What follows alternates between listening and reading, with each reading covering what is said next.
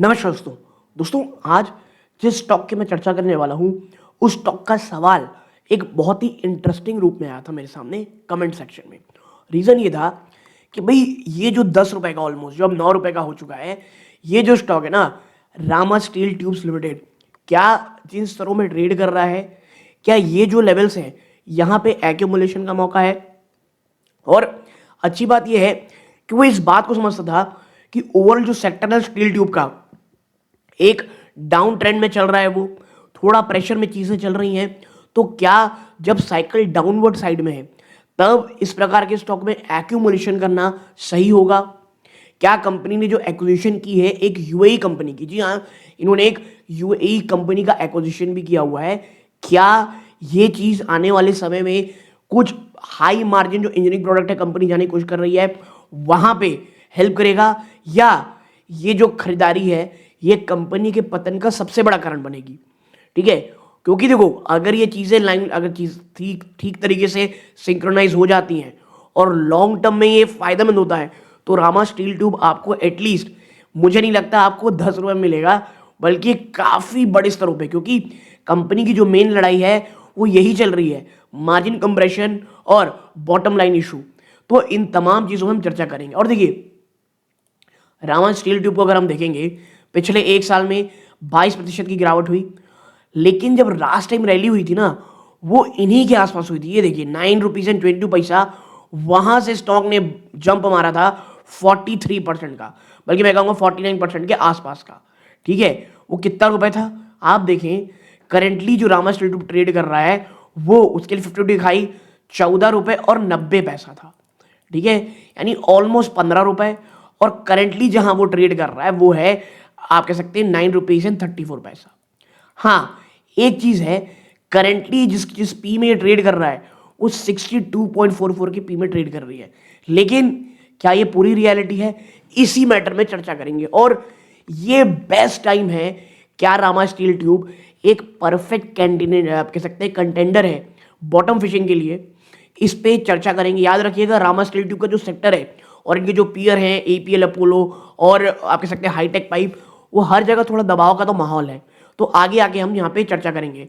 आपसे बस एक दरखास्त है, उस लाल बटन को दबा दीजिए, अभी तक सब्सक्राइब नहीं किया हुआ है, लाइक जरूर कीजिएगा ताकि यूट्यूब औरों को रिकमेंड करे, और ऑल नोटिफिकेशन बेल जरूर दबाइएगा। आपको किसी अन्य स्टॉक पर चर्चा करानी हो, उसका नाम भी कमेंट बॉक्स में दीजिएगा, मैं एनालिसिस की वीडियो लाने की कोशिश जरूर से जरूर करूंगा दोस्तों। ओके, नाउ अब एक एक करके आगे बढ़ते हैं। देखिए भाई, आपका स्टॉक 52 वीक लो के आसपास ट्रेड कर रहा है, तो क्या ये वैल्यू ट्रैप है या एक गोल्डन अपॉर्चुनिटी? और रामा स्टील ट्यूब को अगर आप देखोगे, तो जो करंट सिचुएशन है ना, वो इतनी सिंपल नहीं है। ना आप इसे ये कह सकते हो भाई ये मल्टी बैकर बन जाएगा 6 गुना 7 गुना, ना आप इस सिरे से नकार सकते हो नहीं यार ये वैल्यू ट्रैप है, निकल जाओ। एक बहुत ही कॉम्प्लेक्स सिचुएशन है। क्यों? आपके प्राइस तो कम है, बट जो कंपनी के फंडामेंटल हैं और कुछ रीसेंट कॉरपोरेट एक्शन है, वो सजेस्ट करते हैं कि एक बहुत बड़ा रिस्क कंपनी के ग्रोथ पोटेंशियल के साथ साथ चल रहा है। अब वो क्या है, इसी में हम यहाँ पर आपके सामने चर्चा करने वाले हैं दोस्तों। ओके, नाउ अब बढ़ते हैं आगे। देखो, सबसे पहले भाई साहब, फाइनेंशियल्स के क्या हालचाल है? तो बहुत अच्छी चीज़ लिखी है कि भैया आपका रेवेन्यू तो बढ़ रहा है, लेकिन प्रॉफिटेबिलिटी बहुत ज़्यादा प्रेशर में है। और यहाँ पर रेवेन्यू आप देखोगे 322 करोड़ का आया, 18% ज़्यादा का जंप है। सेल वॉल्यूम में बढ़ोतरी देखने को मिल रही है, और जो डिमांड है वो कहीं ना कहीं हेल्दी दिख रही है। बट नेट प्रॉफिट 65% से ज़्यादा क्रैश हो चुका है, मात्र 1.39 करोड़। और प्रॉफिटेबिलिटी में गिरावट कब आई है? जब आपकी सेल्स इतनी ऊपर है। नेट प्रॉफिट मार्जिन भाई साहब मात्र 43%, 73% की गिरावट, यानी इतना ज्यादा कम हो चुका है इनका मार्जिन कि ये कोई भी थोड़ी गलती मार्जिन में या थोड़ा सा कॉस्ट ऑफ आप कहते हैं ऑपरेशन बढ़ गया, तो वो सीधा लॉस में जा सकती है। डेट इक्विटी ये 0.26 है, और कहीं ना कहीं ये इंप्रूव हुआ है। कंपनी बहुत अच्छे तरीके से अपने कर्जों को निपटाने में कामयाब तो ये रही है। तो ये चीज़, और मैं इसलिए कह रहा हूं, बड़ा ही ना मिक्स तरह का माहौल है दोस्तों। आप आगे बढ़ोगे, यहां पे देखिए द मार्जिन ट्रैप, जो सबसे बड़ा कंसर्न कॉमन इन्वेस्टर के लिए है, वो ये है कि जो ऑपरेटिंग प्रॉफिट मार्जिन है ओपीएम वो 1.5 से 2.8% तक गिर चुका है अब रिसेंटली। और स्टील इंडस्ट्री में जहां पर रॉ मटेरियल प्राइस हम सबको पता है कितना ज़्यादा फ्लक्चुएट करता है, वहां पर इस प्रकार की थिन मार्जिन ना, एक थोड़ी भी बढ़ोतरी अगर कॉस्ट में बढ़ी आपकी, कंपनी सीधा लॉस हो जाएगी, जो मैंने ऊपर बात की। ठीक है, लेकिन भाई क्या सब बुरा ही बुरा है? जी नहीं, बिल्कुल नहीं। ग्रोथ कुछ की ट्रिगर, अब ये ग्रोथ ट्रिगर्स भी हैं, यानी पॉजिटिव क्या है वो? सबसे पहला जो मैंने बात की थी, स्ट्रैटेजिक एक्विजिशन। दिसंबर 25 में रामा स्टील ने अनाउंस किया कि वो ऑटोमैक ग्रुप को खरीदेगी लगभग 728 करोड़ में। और ये एक मैसिव मूव था, अपने आप को डाइवर्सिफाई करना इनटू एक हाई मार्जिन इंजीनियरिंग और फैब्रिकेशन में, और सबसे बड़ी चीज मिडिल ईस्ट में एक्सपैंड करना। और मैं आपको बता दूं, जिस प्रकार की business opportunity overall middle east में है, आप सोच भी नहीं सकते कंपनी का मिडिल ईस्ट होना कितना इंपॉर्टेंट है। फिर सोलर और डिफेंस एंट्री, जी हाँ, कंपनी डाइवर्सिफाई की है सोलर पावर प्रोजेक्ट्स में, वो जो पीएम कुसुम की स्कीम है उसके अंतर्गत, और हैज अ सब्सिडरी और Rama defence to tap into government की जो मेक इन इंडिया इनिशिएटिव्स है।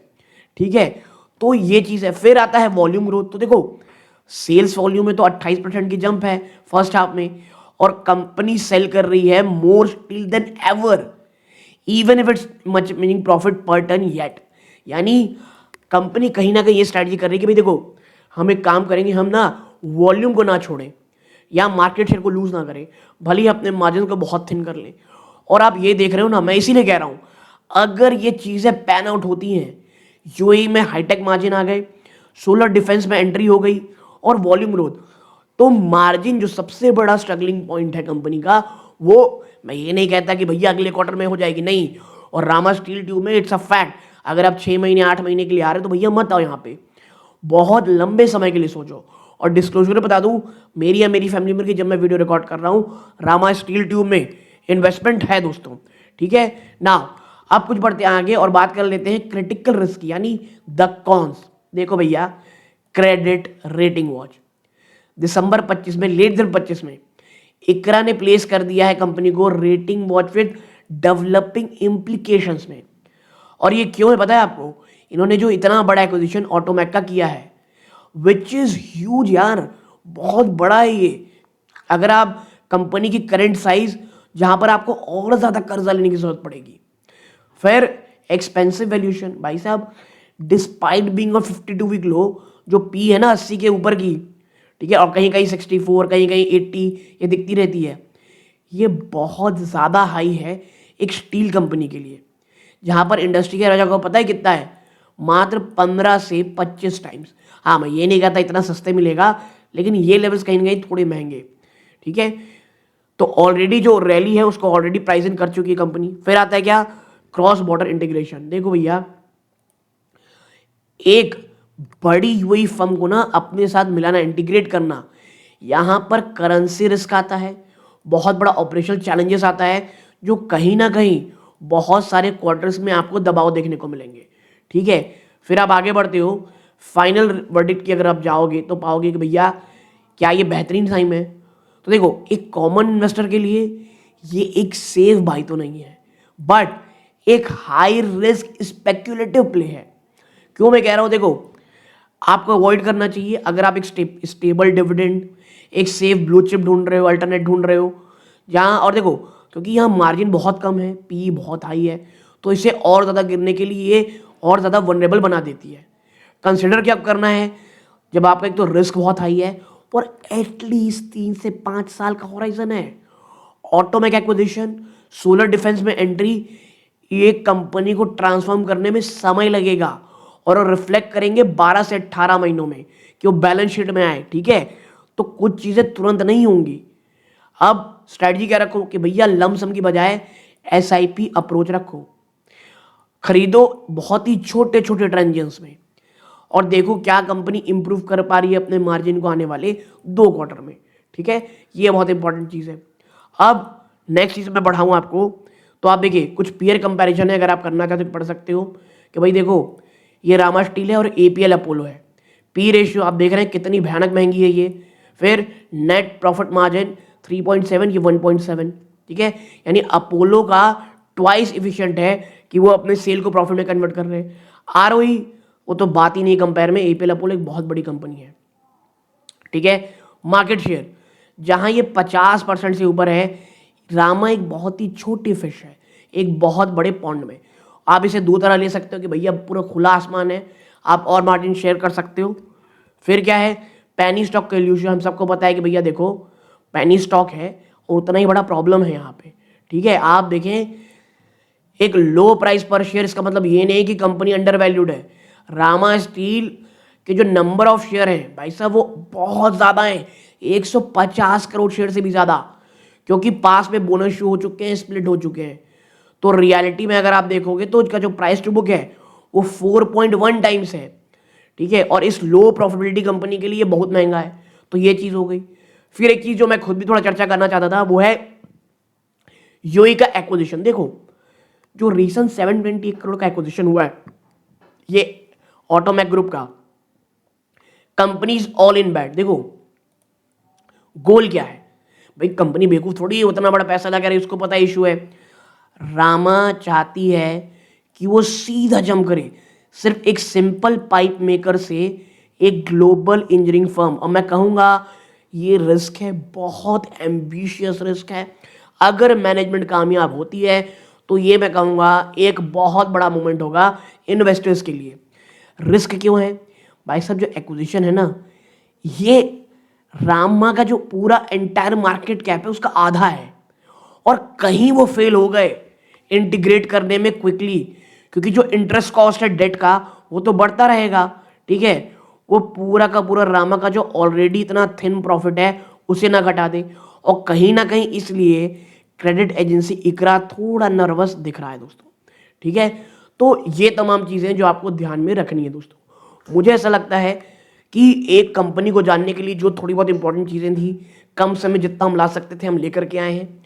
आपको अगर ये वीडियो अच्छी लगी हो प्लीज़ वीडियो को लाइक करें।